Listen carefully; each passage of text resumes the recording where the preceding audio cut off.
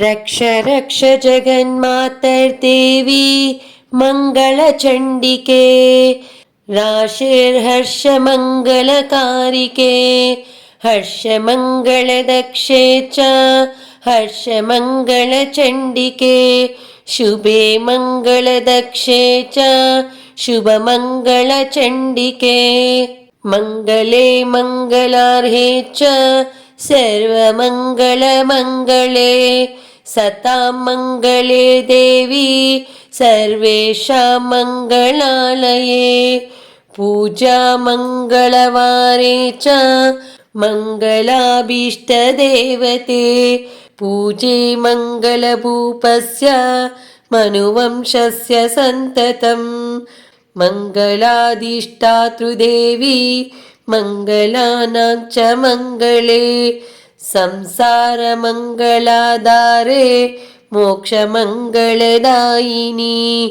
सारे च मङ्गलाधारे पारे त्वं सर्वकर्मणां प्रतिमङ्गलवारे च पूजे त्वं मङ्गलप्रदे स्तोत्रेणानेन शम्भुश्च स्तुत्वा मङ्गलचण्डिकां प्रतिमङ्गलवारे च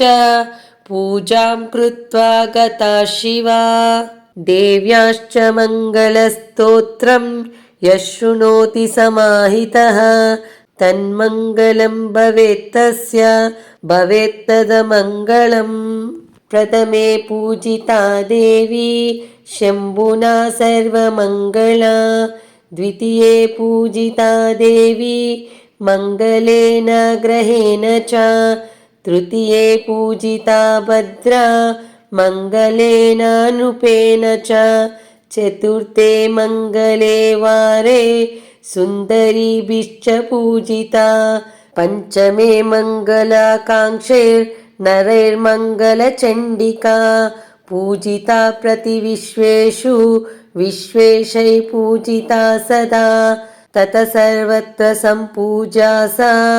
बभुवा सुरेश्वरी देवादिभिश्च मुनिभिर्मनुभिर्मानवैर्मुने